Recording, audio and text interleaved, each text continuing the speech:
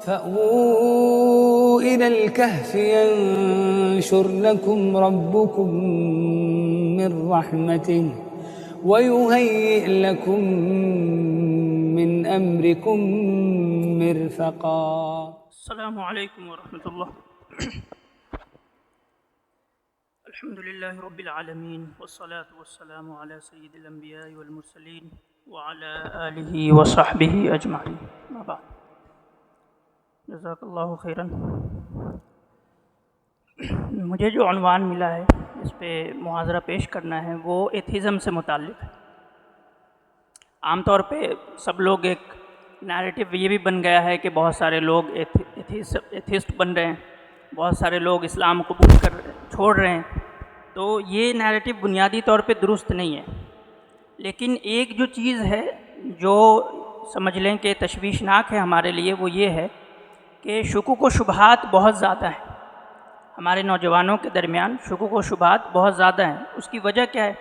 उसकी वजह है पैराडाइम शिफ्ट का, कि बुनियादी तौर पे जो हमारा तालीमी निज़ाम है वो वेस्टर्न वैल्यूज़ पे बेस्ड करता है। उसके जो सारे वैल्यूज़ हैं वो वेस्ट से आए हुए हैं, और जो इस्लामी बहुत सारे वैल्यूज़ हैं वो उससे कॉन्ट्राडिक्ट करते हैं। तो जिसकी वजह से होता क्या है कि जो तलबा हमारे यहाँ पढ़ते हैं, जो तालीम पाते हैं शुरू से, वो एक उनकी जो नर्चरिंग होती है, जिस तरीके से उनकी ग्रूमिंग होती है, तो वो ये लाजमी तकाज़ा होता है कि उसकी वजह से उनके पास इस्लाम से मुतालिक कुछ शुकूक व शुबहात पैदा हो जाएं। ये एक लाजमी नतीजा है, एक फ़ितरी चीज़ है। तो क्या हमें उनको ऐसे ही छोड़ देना चाहिए या उन पर काम करना चाहिए? तो शुकूक व शुबहात के हवाले से हम लोग तकरीबन 4 साल से इस पर काम कर रहे हैं। तो कुछ तजर्बात हैं हमारे जो इंशाल्लाह मैं आप लोगों के साथ शेयर करूँगा। सबसे पहले तो हम समझें कि एथिज़म क्या है, और फिर इसके रीज़न्स क्या क्या हैं, और इसके लिए सॉल्यूशंस क्या क्या मौजूद हैं हमारे पास। तो इंशाल्लाह हम गो थ्रू करेंगे, जैसे इसकी एटमोलॉजी देखेंगे, ब्रीफ हिस्ट्री देखेंगे, मॉडर्न ट्रेंड्स देखेंगे कि क्या क्या हैं, इसी तरीके से इसके मेथड्स क्या हैं जिससे ये फैलते हैं लोगों के अंदर, और फिर इंशाल्लाह हम आखिर के अंदर जो है इसके सॉल्यूशंस भी देखने की कोशिश करेंगे। एथिज़म क्या है? एथिज़म ये 2 लफ्ज़ों का मुरक्कब है। ये यूनानी लफ्ज़ है, ग्रीक वर्ड है ए और थेइज़म। ए जो है वो निगेशन के लिए आता है ना, जैसे पॉलिटिक्स होता है तो जैसे पॉलिटिकल होता है, किसी इंसान को डिस्क्राइब करने के लिए हम एक एडजेक्टिव यूज़ करते हैं पॉलिटिकल।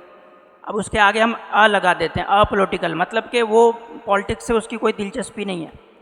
इसी तरीके से सेक्सुअल होता है, उसके अंदर हम असेक्सुअल लगा देते हैं, मतलब जो जिनसी तौर पे जो है जिसकी कोई दिलचस्पी नहीं हो। इसी तरीके से थेइज़म का मतलब होता है वो जो खुदा में यकीन करता हो, उसके आगे हम लगा देते हैं, जिसका मतलब होता है वो जो खुदा में यकीन नहीं करता हो। तो atheist, the word atheism is derived from the Greek words and theism is a prefix in Greek that negates the meaning of the word that follows it, and theism means belief in God. Thus atheism means lack of belief in God. तो खुदा को ना मानना ये atheism है।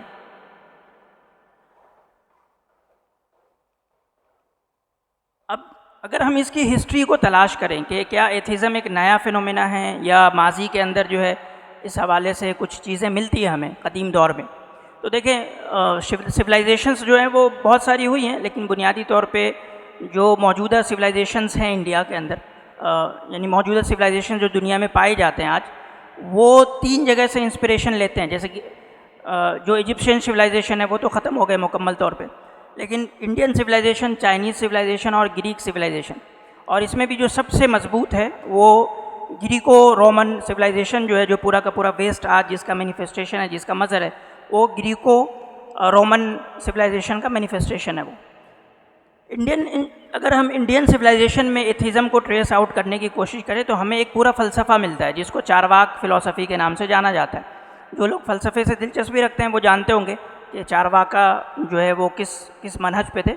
इसको बुनियादी तौर पे समझे कि चारवाका एक ऐसा स्कूल था, एक ऐसा थॉट था जो ये कहता था कि मादे से, मैटर से बियॉन्ड कुछ नहीं है, जो कुछ है वो मैटर है, और ज़िंदगी का मकसद जो है वो सिर्फ लुत्फ़अंदोज़ी है, इसके अलावा कुछ भी नहीं है। इसके बहुत सारे आपको इस कोटेशन सुन के मिलेंगे कि दुनिया में करना क्या है, खाओ पियो मज़े करो, बस इस तरह के कोटेशंस आपको मिलेंगे।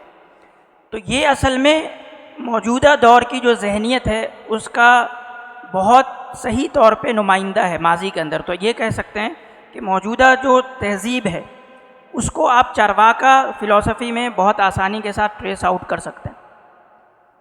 अगर हम बात करें चाइना की, तो चाइना के अंदर ऐसा कोई रुझान नहीं मिलता जिससे ये पता चले कि वो लोग मुनकिरीन खुदा थे। हाँ, ऐसा महसूस होता है उनके फ़लसफ़े को पढ़ के, जैसे कन्फ्यूशियज़म है, इसी तरह माओइज़म हो गया, ताओइज़म है। अगर इसको पढ़ने के बाद ऐसा लगता है कि उनकी दिलचस्पी खुदा में ज़्यादा नहीं है, लेकिन ये पता नहीं चलता कि वो खुदा के सिरे से मुनकिर है।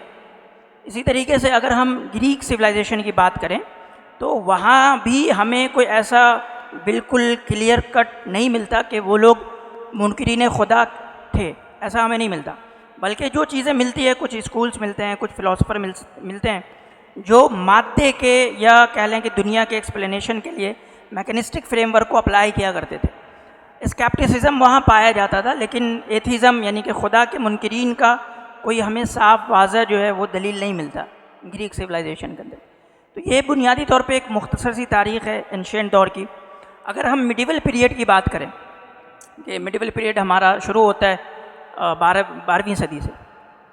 इंडिया के अंदर जो है वो 1885 से 1857 के बाद से शुरू होता है। सॉरी, इंडिया में जो है मिडिवल पीरियड वो 1206 से शुरू होता है।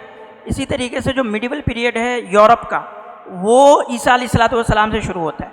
तो तारीख़ के अंदर जो है वो ये भी चीज़ है कि यहाँ पे हम जो बात कर रहे हैं किस मिडिवल पीरियड की, यूरोपियन मिडिवल पीरियड की। तो यूरोप का जो मिडिवल पीरियड है यानी ईसा अलैहिस्सलाम की पैदाइश से लेकर 12वीं सदी तक, ये मज़हब के उरूज का ज़माना है। उस ज़माने में क्रिश्चियनिटी जो है, ईसाइयत जो है, वो पूरे के पूरे यूरोप पे गालिब थी। उनके एक एक इंस्टीट्यूशन को वो रन करती थी। यहाँ तक कि आप लोगों ने बहुत अच्छे से पढ़ा भी होगा कि किस तरीके से जो पॉप था, जो वहाँ चर्च का कह लें कि जो हेड हुआ करता था, जो रोमन कैथोलिक चर्च है, रोमन कैथोलिक चर्च, उसका जो हेड होता है उसको पॉप कहते हैं। तो पॉप बादशाह से भी ज़्यादा पावरफुल हुआ करता था, यानी कि उसकी ये हैसियत हुआ करती थी। लेकिन जदीद दौर के अंदर जो है ये हैसियत ख़त्म हो गई और मॉडर्न पीरियड शुरू होता है, समझ लें फ्रांसिस बेकन से या रेने डेकार्ट से। इन दोनों से जो है हम मॉडर्निटी की शुरुआत मानते हैं। ख़ासकर रेने डेकार्ट का जो फ़लसफ़ा है, जिसने एक लफ्ज़ कहा है, आप लोग वाकिफ़ होंगे कि I think therefore I am. तो ये जो है वो पैराडाइम शिफ्ट है। I think therefore I am, ये जुमला जो है वो बहुत छोटा सा है, लेकिन ये पूरे इंसान के नज़रिए को तब्दील करने वाला जुमला था। इससे पहले इंसान अपनी वजाहत खुदा के मखलूक के तौर पे करता था, यानी कि खुदा को मरकज़ में रखकर, खुदा को सेंटर में रखकर वो तमाम चीज़ों की एक्सप्लेनेशन किया करता था। यानी कि गॉड सेंट्रिक लेंस के ज़रिए, गॉड सेंट्रिक चश्मे के ज़रिए वो दुनिया को देखा करता था। लेकिन रेने डेकार्ट के इस जुमले ने, I think therefore I am, इसने इस पूरी की पूरी समझ लें कि समझ को, फहम को तब्दील कर दिया। और उसके बाद इंसान अपने आप को मरकज़ में रख के सोचने लगा कि तमाम दुनिया की जो एक्सप्लेनेशन करनी है वो मुझे अपने आप को मरकज़ में रख के करनी है। इंशाल्लाह आगे इस पे और मज़ीद गुफ्तगू आ रही है। Atheism, in the sense of the denial of the existence of God, is a modern phenomena. The development and impact of atheism in the modern era have been shaped by a combination of historical events, political movements, influential philosophical thought and the policies of political states. तो आज जो हम देख रहे हैं कि शुक्क व शुबहात फैल रहे हैं या एथिज़म वगैरह, बहुत जैसे कि अभी रिपोर्ट आई थी यूके की पिछले साल 2023 की कि यूके के अंदर अब क्रिश्चियन मेजॉरिटी में नहीं रह गए। मतलब यूनाइटेड किंगडम, इंग्लैंड जो है वो क्रिश्चियन मेजॉरिटी समझेंगे मुल्क है, लेकिन वहाँ इस तेज़ रफ्तारी के साथ एथिज़म गालिब आ गया है कि अब क्रिश्चियन वहाँ 50% से कम बच गए। तो उसके कई सारे अवामिल हैं, फैक्टर्स हैं, जैसे कि हिस्टोरिकल इवेंट्स हैं जिसमें फ्रेंच रेवोल्यूशन का एक अहम किरदार है। उसके बाद पॉलिटिकल मूवमेंट्स हैं, जैसे कि कम्युनिज़म का जो बोल्शेविक रेवोल्यूशन है उसने भी एक अहम किरदार अदा किया। इसी तरीके से इन्फ्लुएंशियल फ़िलासफ़िकल थॉट जैसे रेने डेकार्ट हैं, इमैनुअल कांट हैं, है ना, हेगल है, मार्क्स है, इन लोगों ने जो है वो कुछ इस तरह के थॉट्स दिए। इसी तरीके से जो स्टेट की जो पॉलिटिकल पॉलिसीज़ है वो भी बुनियादी तौर पे वेस्टर्न वैल्यूज़ के इर्द गिर्द घूमती है। तो अब वेस्टर्न वैल्यूज़ के अंदर जो एथिज़म है या खुदा से दूरी है वो इनबिल्ट है। वेस्टर्न वैल्यूज़ के अंदर खुदा बेजारी इनबिल्ट है। तो अगर पॉलिसीज़ बनाई जा रही है स्टेट लेवल पे, ऐसी पॉलिसीज़ बनाई जा रही है जो वेस्टर्न वैल्यूज़ को तक़वियत देगी। मिसाल के तौर पे समझे LGBTQ का जो मसला है, जो जेंडर थ्री, आप लोगों ने देखा होगा कि इंडिया में भी ये बहस चली है कि क्या मर्द मर्द से शादी कर सकता है या नहीं कर सकता है। तो इस तरह की बहसें चल रही है और पूरी दुनिया में इस तरह की पॉलिसीज़ बनाई जा रही हैं जो कि बुनियादी तौर पे खुदा बेजारी की तरफ ले जाती है। फ्रेंच रेवोल्यूशन का सबसे अहम किरदार है, अगर हम इसको एज अ फिनोमेना अगर ट्रेस आउट करना चाहें, जैसे हम फिलोसफर्स में ट्रेस आउट कर रहे हैं रेने डेकार्ट को, वैसे ही अगर कोई एक मूवमेंट को हम ट्रेस आउट करें जिसके बाद हम कह सकते हैं कि हाँ दुनिया जो अमली तौर पे, एक है फ़िक्री तौर पे, तो रेने डेकार्ट से दुनिया फ़िक्री तौर पर खुदा से बेजारी की तरफ जा चुकी थी।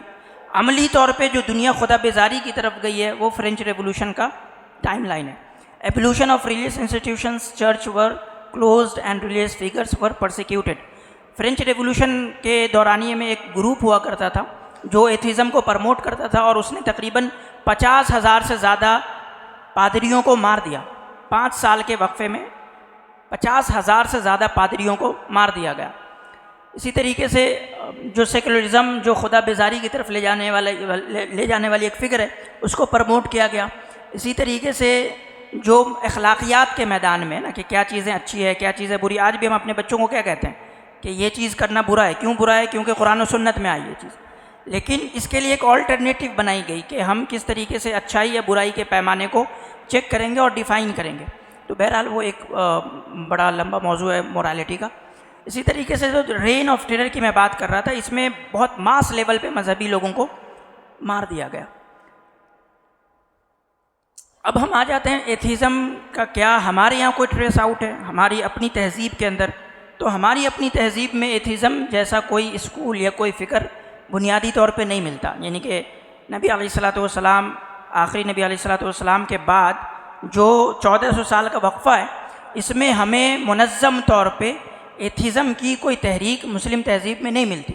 हाँ, जिसको हम एक करीबी कह सकते हैं, जैसे कि बहुत सारे अल्फाज हैं, ज़िंदीक़ के अल्फाज रहें, मुशरिक के अल्फाज रहें, लेकिन ज़िंदीक़ मुशरिक जो है वो खुदा का मुनकिर नहीं होता। एक लफ्ज़ जो आया है दहरिया का, कुरान के अंदर भी ऐसे ख़याल का तज़किरा है जो ये माना करते थे कि इस दुनिया में जो सब कुछ हो रहा है वो वक्त के तहत हो रहा है, दहर के तहत हो रहा है ना, वमा युहलिकुना इल्ला दहर। तो दहरिया का जो टर्म है वो डिस्क्राइब करता है ऐसी सोच को जो एथिज़म की तरफ हो। तो जो क्लोज, सबसे क्लोज ट्रांसलेशन है एथिज़म का, जो सबसे क्लोज फ़िक्र है हमारे यहाँ, वो दहरियत की फ़िक्र है। अब तो ये बुनियादी एक समझे इंट्रोडक्शन था, वो आप लोगों के सामने आ गया। अब असल में हमें समझना है कि मौजूदा दौर में क्या हो रहा है, मौजूदा दौर में क्या हो रहा है, उसको हम पहचानेंगे कैसे कि ये जो सवाल आया है, हर सवाल के पीछे पूरी एक फ़िक्र होती है। कोई भी सवाल किसी बच्चे के जहन में यूं ही पैदा नहीं होता। तो जो सवाल पैदा हुआ है वो क्यों हुआ है, उसको हमें ट्रेस आउट करना है। तो उसके लिए हमें अलग अलग जो शेड्स हैं फ़िक्र की, अफ़कार के जो अलग अलग शेड्स हैं, उसको समझना है। ये 3 टर्म्स बहुत अहम है, इसको हमें जानना है ये 3 टर्म्स हैं क्या और इसको हम कैसे डिफ्रेंशिएट करेंगे। एक लफ्ज़ है स्केप्टिसिज्म। स्केप्टिसिज्म का मतलब होता है, जो लोग अगर दरस निज़ामी पढ़े हैं, मदरसे से पढ़े हैं, तो वो जानते होंगे कि लादरिया जो है वो एक फ़िरक़ा का तज़किरा आता है, लादरिया का। तो लादरिया के बहुत सारे 3 फ़िरक़े हैं, इंदिया है, अनादिया है और लादरिया। तो स्केप्टिसिज्म बुनियादी तौर पे एक ऐसे फ़िक्र को कहते हैं जो ये कहता हो कि या तो रियलिटी है ही नहीं, जो कुछ हम देख रहे हैं वो वहम है हमारा, जो कुछ हम महसूस कर रहे हैं वो क्या है, वो इल्यूज़न है, वो वहम है, हकीकत में कुछ भी नहीं है। आप हमारे सामने बैठे हैं तो आप हकीकत में नहीं बैठे, आप मतलब वहम है, मेरा क्या है कि वहम है, मेरे दिमाग का वहम है आप लोग यहाँ पे।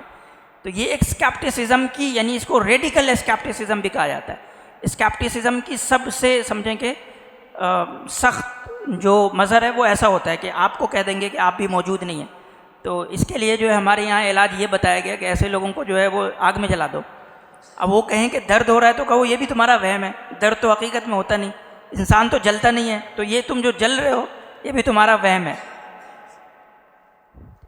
स्केप्टिसिज्म का जो सबसे प्रोमिनेंट और आज के ज़माने में जो सबसे ज़्यादा पाया जाता है, हर किसी के अंदर पाया जाता है, जो भी मगरिबी तालीम याफ्ता होगा, जो वेस्टर्न वैल्यूज़ से निकलेगा, उसके अंदर स्केप्टिसिज्म पाया जाएगा।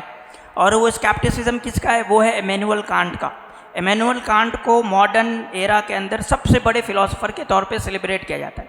उसका नज़रिया ये था कि हम हकीकत को नहीं जान सकते। हकीकत होती है, मतलब आप इसको दो टर्म में उसने डिस्क्राइब किया, एक को कहते हैं फिनोमेना और एक को कहते हैं न्यूमेना।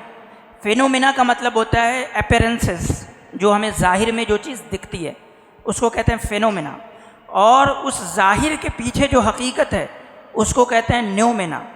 तो कांट कहता है कि न्यूमेना का इल्म मुमकिन नहीं है, हमारा जो इल्म है वो सिर्फ़ और सिर्फ फिनोमेना तक है। मिसाल के तौर पे ऐसे समझें कि ये जो मैं दरो दीवार, छत और पंखे वगैरह देख रहा हूँ, मैं इसकी हकीकत को नहीं जान सकता, बस मैं इसके ज़ाहिर को जानता हूँ।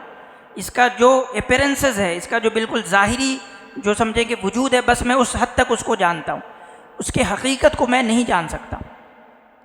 तो ये जो फ़िक्र है वो आज बहुत आम है, और मज़हब में ख़ास करके मिसाल के तौर पे जब आप किसी से बात करेंगे तो वो कहेंगे अगर खुदा होगा भी, अगर खुदा है भी तो हम जानेंगे कैसे उसको।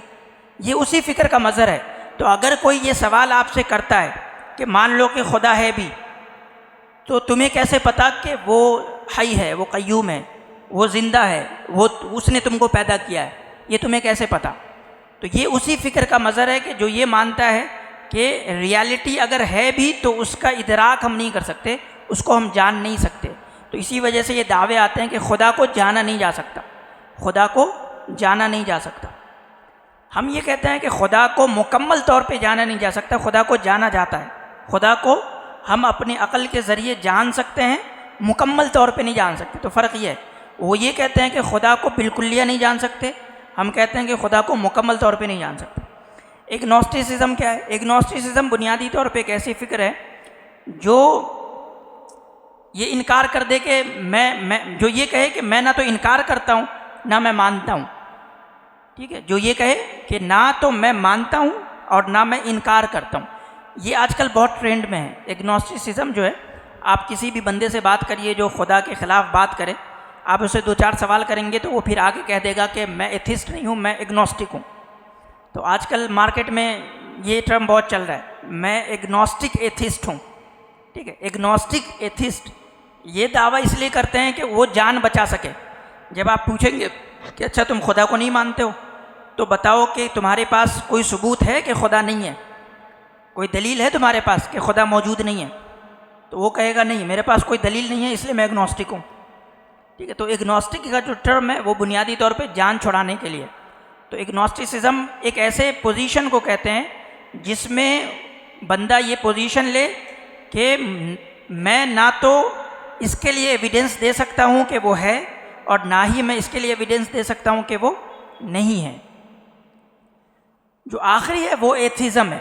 एथिज़म किसको कहते हैं? अभी वो बात पूरी आ गई पीछे। एथिज़म बुनियादी तौर पे एक ऐसे बिलीफ को कहते हैं जो खुदा का मुनकिर हो, जो खुदा को नहीं मानता हो, ये एथिज़म है। तो आई होप कि ये तीन टर्म्स आपके क्लियर हो गए होंगे। अब देखें कि एथिज़म जो है वो मॉडर्न एरा के अंदर कहाँ कहाँ से आए हैं, किस किस ने कंट्रीब्यूट किया है एथिस्टिक सोच को फैलाने के अंदर, और उसके क्या क्या ट्रेंड है, कहाँ कहाँ आप उसको देख सकते हैं। तो ये तीन जगह पे आपको दिखेंगे, तीन तरह के एथिज़म आपको दिखेंगे। एक कहलाता है इंटेलेक्चुअल एथिज़म, जो कि आज नहीं पाया जाता। मॉडर्न एरा के अंदर जो न्यू एथिज़म है वो इंटेलेक्चुअल एथिज़म नहीं है। इंटेलेक्चुअल एथिज़म वो था जो कि समझे पास्ट में पाया जाता था, जो आज से 200 साल पहले, 300 साल पहले जो एथिस्ट वगैरह होते थे वो इंटेलेक्चुअल एथिस्ट होते थे। इंटेलेक्चुअल एथिस्ट का मतलब ये कि वो अपने आर्ग्यूमेंट को फ़लसफ़े के अंदर ग्राउंड करते थे। वो कुछ बुनियादी प्रेमिसेस बनाते थे और फिर उसके अंदर वो अपने दावे को कि खुदा नहीं है साबित करने की कोशिश करते थे। तो जैसे मैंने अभी अर्ज़ किया कि अब कोई ये हिम्मत नहीं करता कि वो ये दावा करे कि मैं तुमको साबित कर दूंगा कि खुदा नहीं है, अक़ली तौर पे वो कोई दावा नहीं करता। तो ये इंटेलेक्चुअल एथिज़म है, ये पाया नहीं जाता, ये पाया नहीं जाता। दूसरा स्टेट एथिज़म है। स्टेट एथिज़म दो तरह के हैं, एक हार्ड और दूसरा सॉफ्ट। तो जैसे कि नॉर्थ कोरिया है, नॉर्थ कोरिया या चाइना वगैरह में जो एथिज़म की शक्ल है, या कम्युनिस्ट जो USSR हुआ करता था, वहाँ जो एथिज़म की शक्ल थी वो हार्ड थी। मतलब वो एक्सप्लिसिटली कहते थे कि हमारे यहाँ मज़हब की जगह नहीं है, हम मस्जिदों को तोड़ेंगे, हम चर्च को तोड़ेंगे, हम सिनेगॉग को तोड़ेंगे, जो भी मजहबी सिंबल्स होंगे, शनाख्त होंगे, हम उसको ख़त्म करेंगे और एक्टिवली करेंगे। ये वो पोजीशन लेते थे, ये हार्ड होता था। दूसरा है सॉफ्ट, कि वो आपको खुल के नहीं कहेंगे कि हम मज़हब के ख़िलाफ़ हैं या हम खुदा के ख़िलाफ़ हैं, लेकिन क्या करेंगे, वो खुदा को लिमिट करेंगे। वो कहेंगे कि खुदा है भी तो खुदा कानून नहीं बना सकता, अगर खुदा है भी तो खुदा कानून नहीं बना सकता, ठीक है। या ये कि भाई देखो, खुदा को मानना ना मानना तुम्हारा पर्सनल मैटर है, ठीक है। या खुदा के कानून पे अमल करना है या नहीं करना है, ये तुम्हारा अपना मामला है, ठीक है। ये यानी कि खुदा को पब्लिक ऑर्डर से निकाल के घर तक कैद कर देना, ये सॉफ्ट यानी कि स्टेट एथिज़म है, ठीक है। इससे भी क्या होता है, फिर आप ऐसा करें ना कि किसी भी चीज़ की तवज्जो कम कर दें।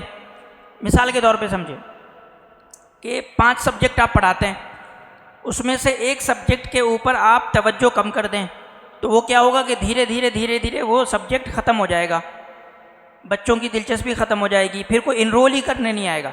आप देखते होंगे कि बहुत सारे, अब मिसाल ले लें आप, कई सारे सब्जेक्ट थे जो आज से 50 साल पहले बहुत ज़्यादा इनरोल होते थे, उसमें बच्चे बहुत शौक़ से आते थे पढ़ने के लिए। लेकिन अब जैसे लिटरेचर था, लिटरेचर का किसी ज़माने में बड़ा क्रेज़ हुआ करता था, आज से 60-70 साल पहले बहुत लोग लिटरेचर पढ़ते थे, लेकिन अब लोग लिटरेचर नहीं पढ़ते। क्यों नहीं पढ़ते? क्योंकि उसकी तरफ तवज्जो कम हो गई। जो मार्केट के अंदर जो समझें कि नॉलेज जो आजकल कैश हो रहा है, वो लिटरेचर नहीं है ना, वो टेक्नोलॉजी है बुनियादी तौर पे। तो अब टेक्नोलॉजी की तरफ तवज्जो ज़्यादा हो गई। क्यों हो गई? क्योंकि हमने एक चीज़ को जो उसकी अहमियत थी, जो उसका इम्पोर्टेंस था, उसे काट दिया।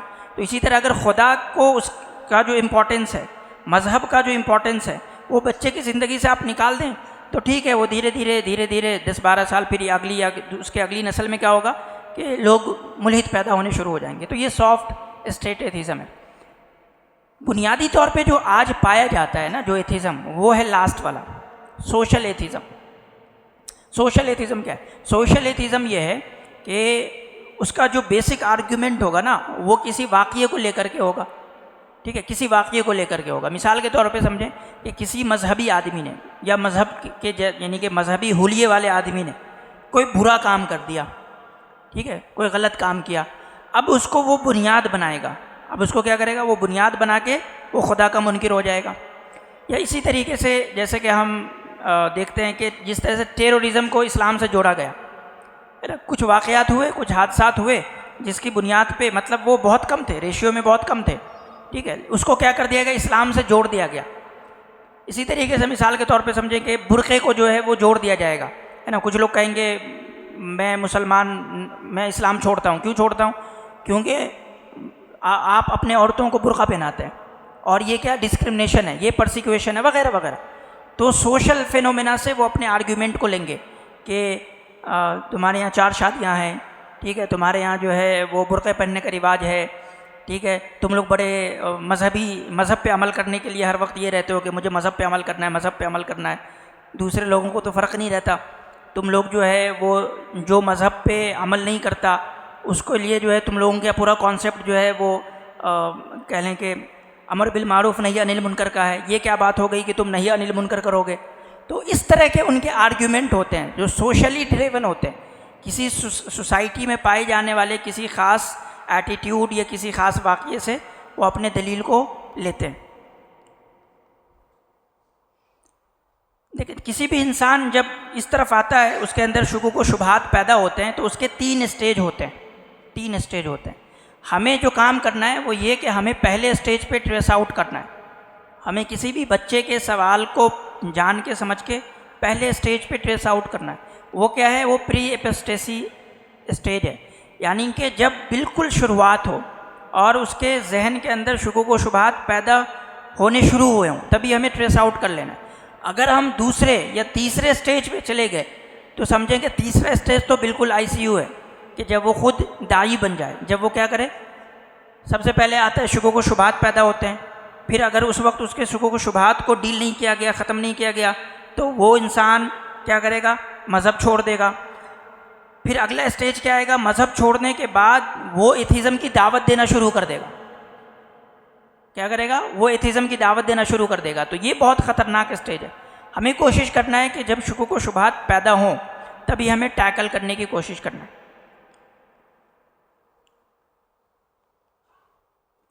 अब इसके सोर्स क्या क्या हैं, ये शुकूक व शुबहात आते कहाँ कहाँ से?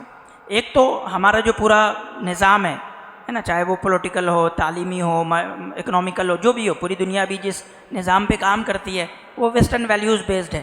तो एक तो वहाँ से आ जाता है। दूसरा जो अहम सोर्स है जिसको हमें देखना है वो है लिटरेचर, एथिस्टिक लिटरेचर। कि जैसे मैंने कहा कि कुछ लोग होते हैं जो इस स्टेज में पहुँच जाते हैं, जो एथिज़म का प्रोपेगेशन शुरू कर देते हैं, वो दाई बन जाते हैं। तो दाई बनने का मतलब है कि अगर उसके अंदर सलाहियत है तो वो किताब भी लिख मारेगा, किताब भी लिख देगा कि भाई एथिस्ट हम, जैसे कि भगत सिंह ने किताब लिखी है ना, why I am an atheist, उसकी किताब है।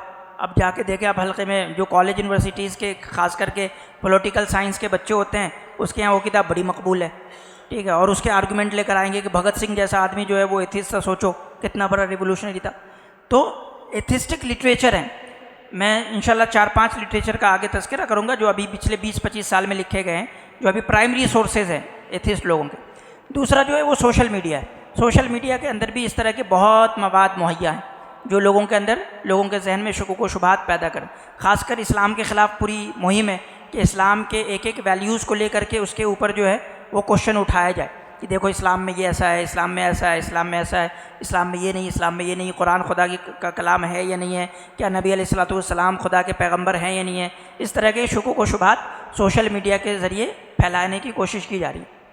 तीसरी चीज़ जो है वो इन्वायरमेंट है कि बच्चे जो जा रहे हैं, मिल रहे हैं, किन से मिल रहे हैं, उनके जो दोस्त हैं वो किस ख्याल के हैं, वो किन लोगों के साथ उठना बैठना है उनका, उनकी संगत कैसी है, सोहबत कैसी है। तो इन्वायरमेंट बहुत मैटर करता है। तो हमें अपने बच्चों के संगत पे, उनके सोहबत पे, उनके दोस्तों पे भी नज़र रखनी है कि वो जिस लड़के से मिलता है या अगर वो बच्ची है वो जिस लड़की से मिलती है तो उसके ख़यालात किस तरह के, उसके आदत व अतवार किस तरह के। क्योंकि अल्लाह के नबी सल्लल्लाहु अलैहि वसल्लम की हदीस भी है कि इंसान अपने दोस्त के दीन पर होता है। इंसान कहाँ होता है? अपने दोस्त के दीन पर होता है। तो इन्वायरमेंट जो है वो बहुत बड़ा फैक्टर होता है किसी भी इंसान की तरबियत में। ये चंद किताबें जो अभी मैंने कहा कि एथिस्टिक लिटरेचर पूरा का पूरा मौजूद है। इसमें जो सबसे बड़ा अभी नाम माना जाता है वो रिचर्ड डॉकिंस का है। ये एक सहाफ़ी था, एक जर्नलिस्ट था, उसने किताब लिखी द गॉड डिल्यूजन 2006 में। ये one of the best seller किताब मानी गई और इसके बाद उससे जो पैसे वैसे बिलियंस एंड बिलियंस डॉलर जो है वो खर्चा किए गए इसकी नैरेटिव को चलाने के लिए कि खुदा मौजूद नहीं है। इसी तरह दूसरा नाम क्रिस्टोफर हिचिंस का है, इसने एक किताब लिखी गॉड इज़ नॉट ग्रेट। इसी तरीके से तीसरा नाम सैम हैरिस का है। ये तमाम लोग सोशल मीडिया पे भी बहुत एक्टिव हैं, सैम हैरिस और रिचर्ड डॉकिंस खास करके। इसने किताब लिखी थी द एंड ऑफ फेथ 2004 के अंदर। टाइटल सबसे देख के ही आप लोगों को समझ आ रहा होगा कि किस तरह के ख्यालात इसके अंदर पाए जा रहे हैं। कि एक के अंदर जो है वो खुदा को वहम कहा गया, दूसरे के अंदर कहा गया कि खुदा जो है वो अजीम अकबर नहीं है, ग्रेट नहीं है ना। इसी तरीके से सैम हैरिस ने लिखा द एंड ऑफ फेथ कि अब ईमान का ख़ात्मा हो चुका है, ये जो एरा है वो ईमान के ख़ात्मे का। इसी तरीके से डैनियल डेनेट ने किताब लिखी, इस किताब का नाम था breaking the spell religion as a natural phenomena examines religion from an evolutionary and scientific perspective. ठीक है। इसी तरीके से अयान हिरसी अली, ये अफ्रीका के किसी मुल्क की बाशिंदा थी और पहले मुस्लिम हुआ करती थी, लेकिन इसने जो है वो अब क्रिश्चियनिटी अपना लिया और इसने किताब लिखा इनफिडल, यानी इसका मतलब है काफिर। इनफिडल काफिर मतलब देख सकते हैं किस तरीके के निगेटिव टर्म्स को प्रमोट किया जा रहा है, उसको ग्लोरीफाई किया जा रहा है। इनफिडल के वर्ड को ग्लोरीफाई किया गया इस पूरी किताब में। इसी तरीके से इसने किताब लिखी हेरेटिक। अब देख हमारे यहाँ कोई बंदा अपने आप को कहना चाहेगा कि मैं काफिर हूँ, मैं जिंदीक हूँ, मैं मुलीद हूँ, और इस तरह की किताबें लिख के बाज़ाब्ते से इसको ग्लोरीफाई किया जा रहा है। इस तरह से अभी बहुत मशहूर राइटर है इज़राइल का युवाल नोआ हरारी, इसकी अभी किताब नेक्सस भी हालिया दिनों में आई है, सब लोग जानते होंगे आपने। इसने लिखी है किताब Homo Deus a brief history of tomorrow explores humanity's future in a post religious world. तो इसने जो इस किताब में पूरी थ्योरी दी है कि अब इंसान का मुस्तकबिल क्या है, उसमें उसने मज़हब को जगह नहीं दी है। उसमें कहा कि अब जो आने वाला फ्यूचर है इंसान का वो गैर मजहबी फ्यूचर है। तो ये जो है वो कुछ किताबें हैं जहाँ से बुनियादी तौर पे इनका लिटरेचर आता है। ये इनका सबसे क्रीम, सबसे टॉप कैटेगरी का लिटरेचर है मौजूदा दौर में। फ्रीक्वेंट रीजंस, इसके रीजंस क्या क्या होते हैं, शुकों को शुबहात पैदा होने के रीजंस क्या क्या हैं, हमारे बच्चों में आते क्यों हैं, इसको जानना है।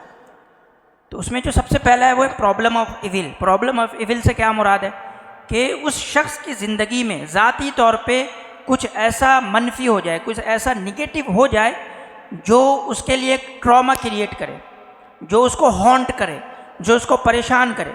मिसाल के तौर पे समझें कि कोई बच्चा मकतब जाता है या दीनियात की क्लास में जाता है, अब उसके दीनियात के टीचर ने जो है उसको खूब बुरा भला कहा या उसकी खूब पिटाई कर दी, ऐसे पिटाई कर दी, ऐसे पिटाई कि एक मनफी असर उसके दिमाग पे आ गया।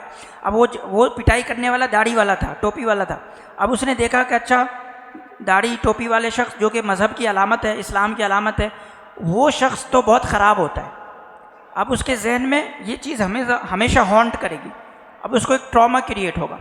या इसी तरीके से समझे ऐसा कुछ नहीं हुआ, बल्कि उसने कोई बचपन में उसकी वालिदा का इंतकाल हो गया, वालिद का इंतकाल हो गया, या वो बहुत समझे कि स्ट्रगल से गुजरा।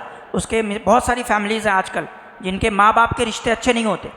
ये भी जो है वो बच्चों को ट्रॉमा क्रिएट करता है, उनको हॉन्ट करता है ना, उनको एक इस फीलिंग में रखता है कि मेरे माँ बाप की अगर रिलेशनशिप अच्छी होती, वो अगर मुझे अच्छे से परवरिश करते, तो मैं जो 20 साल की उम्र में इस फेलियर में मैं नहीं होता।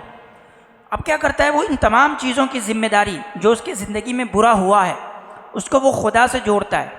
कहता है कि अगर खुदा होता तो मेरी ज़िंदगी में ये बुरा होता ही क्यों।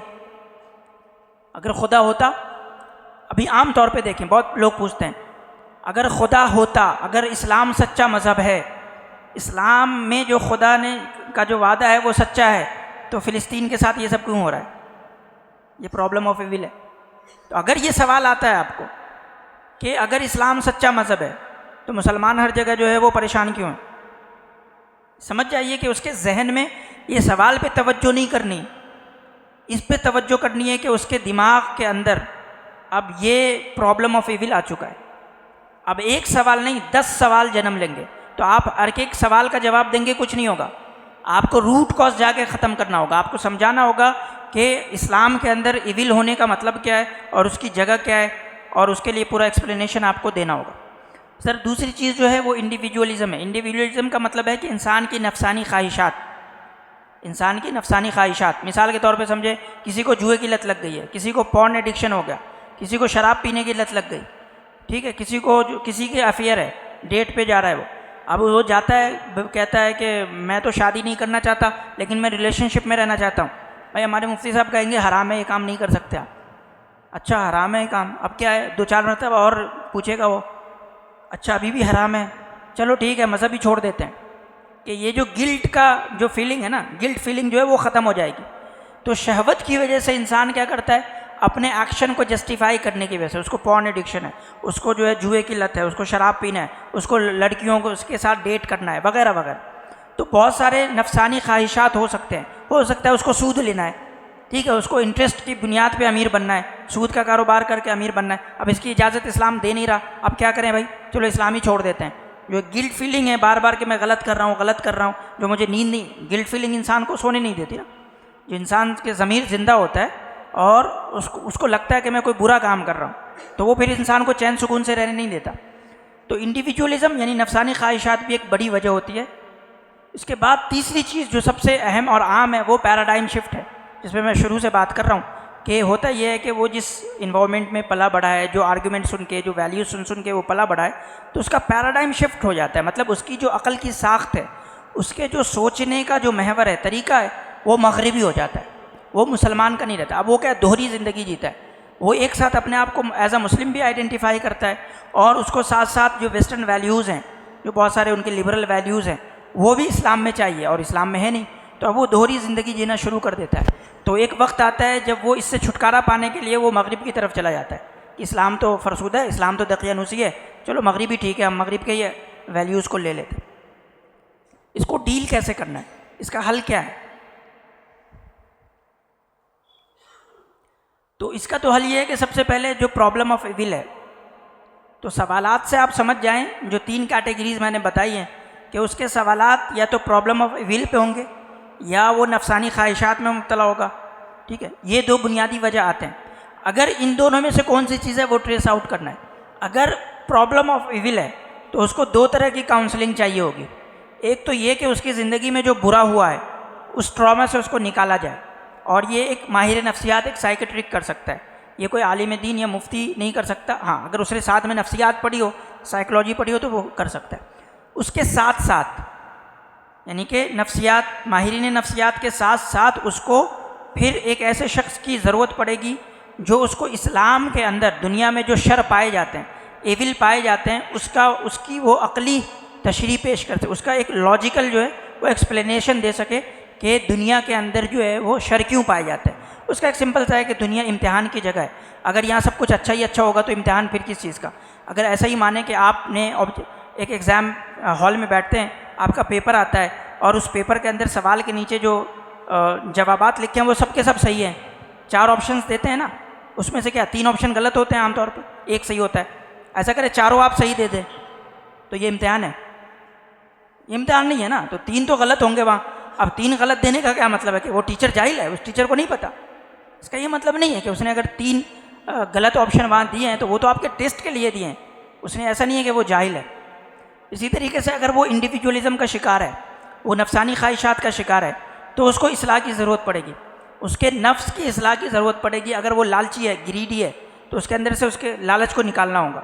अगर उसके अंदर गुस्से की या डिप्रेशन की या इस तरह की कोई दूसरी कैफियत पाई जाती है तो उसको निकालना होगा। तो जो नफसानी ख्वाहिशात पे जो हमारा पूरा सिलसिला होता है, इस्लाह का, तज़किये का जो सिलसिला होता है, उससे आपको इसमें मदद मिलेगी इंशाअल्लाह। मैं शॉर्ट में बहुत कर रहा हूँ ताकि जो बुनियादी चीज़ें हैं वो कवर हो जाए। आखिरी चीज़ जो है कि अगर उसका पैराडाइम शिफ्ट हो चुका है, वो वेस्टर्न आइडियोलॉजीज़ से पूरी तरह से मुतासिर है, वो लिबरलिज़म से मुतासिर है, वो फेमिनिज़म से मुतासिर है ना, इसी तरीके से और भी जो दूसरे बहुत सारे साइंटिज़म है, इस सब से वो अगर मुतासिर है तो उसके साथ आपको बहुत अच्छा खासा वक्त देना होगा और बहुत तगड़ी बहस करनी होगी, डिबेट करनी होगी। और धीरे धीरे डिबेट और अपने अखलाक के ज़रिए, इन दोनों के ज़रिए, इसलिए डिबेट नहीं करना कि उसको हराना है, बल्कि इसलिए उसके साथ डिस्कशन करें कि उसको समझाना है कि इस्लाम जो है वो बुनियादी तौर पे अक़ली आइडियोलॉजीज़ है, ना कि जो वेस्टर्न पैराडाइम है वो तो अक़ल की बुनियाद पे साबित नहीं होता। तो इसके साथ हमें एक रोबोट डिस्कशन करना पड़ेगा और फिर उनको धीरे धीरे समझे 4 महीने, 5 महीने, 6 महीने के अंदर उनका पैराडाइम शिफ्ट होगा। इसमें वक्त लगता है। अब कुछ मैंने रिसोर्सेज यहाँ पे जमा किए जहाँ से आप लोगों को मदद मिल सकते हैं, जिस चीज़ों को आप पढ़ सकते हैं। और कुछ स्कॉलर्स के नाम हैं, जैसे इस फील्ड में काम करने वाले कुछ स्कॉलर्स हैं, जैसे कि हमारे इंडिया से एक ताल्लुक़ रखते हैं, देवबंद से मुफ्ती यासिर नदीम अलवादी साहब, ये शिकागो में बेस्ड हैं। तो इनका भी जो बुनियादी काम है वो एथिज़म और शुकूक व शुबहात के ऊपर है। इसी तरीके से एक जाहिद सिद्दीक मुग़ल साहब है, ये बुनियादी तौर पे वेस्टर्न पैराडाइम शिफ्ट पे काम करते हैं। जो मगरिबी अफ़कार है उसके अंदर क्या क्या खामियां हैं उसको दिखलाना, और जो इस्लाम के अंदर जो चीज़ें हैं उसकी हक्कानियत को अक़ली तौर पे साबित करना। इसी तरीके से तीसरे शख्स ये भी बड़े मशहूर हैं, जाहिद सिद्दीक मुग़ल साहब। ज़्यादा मशहूर नहीं यूट्यूब, क्योंकि वो बुनियादी तौर पर सोशल मीडिया पर ज़्यादा नहीं है, वो इकनॉमिक्स के प्रोफेसर हैं। हमज़ा जॉर्जस, इसका भी नाम आप सब लोग जानते होंगे तकरीबन, मुझे लगता है ये भी बहुत मशहूर है। इसकी एक डिबेट हुई थी लॉरेंस क्राउस के साथ, ये यूके में हुआ था ये डिबेट। अगर कोई शुकूक व शुबहात में आता है तो आप प्रेफर करें वो जो डिबेट है 8 साल तकरीबन पुरानी, वो उस बच्चे को दें देखने के लिए। 2 घंटे 3 घंटे की डिबेट है वो हमज़ा जॉर्जस की लॉरेंस क्राउस के साथ। इधर एक डॉक्टर अली अताई हैं, ये जैतूना कॉलेज है USA के अंदर, वहाँ ये प्रोफेसर है। इसी तरीके से कुछ ऑनलाइन प्लेटफॉर्म्स हैं, जैसे सेपियन इंस्टीट्यूट है, ये हमज़ा जॉर्जस के अंदर में इंस्टीट्यूट चलता है। इसी तरीके से एक है ilhad.com, ये उर्दू में है। तो ilhad.com पे जाके आपको तमाम बहुत बढ़िया मवाद उर्दू में मिलेगा। सेपियन इंस्टीट्यूट का काम इंग्लिश में है। इसी तरह द मुस्लिम स्केप्टिक है, ये US बेस्ड एक प्लेटफॉर्म है और ये इंग्लिश में काम करता है। इसी तरीके से एक तीसरा यूट्यूब चैनल, चौथा जो आखिरी में ब्लॉगिंग थियोलॉजी, ये एक यूट्यूब का चैनल है और इसकी एक एकेडमी भी है। ये UK में बेस्ड है। ये पॉल विलियम्स है इनका नाम, जो कि ये हैं समझ लें कि कन्वर्ट हैं। इसी तरीके से बुक्स के अंदर डिवाइन रियलिटी है, एन आंसर टू मॉडर्निज्म है, मकालात तफ़हीम मग़रिब है और इंटर टू वेस्टर्निज्म है। ये जो आखिरी किताब है ये मैंने अभी फ़िलहाल लिखी है, 2 महीने पहले रिलीज़ हुई है ये किताब। और अगर कुछ साथियों को ये किताब चाहिए तो ये किताब मखसूस क्वांटिटी में तकरीबन 30-35 पीस जो है वो अवेलेबल है यहाँ। अगर आप में से कोई लेना चाहें तो वो ले सकते हैं इसको। ठीक है, जज़ाकुमुल्लाहु खैर।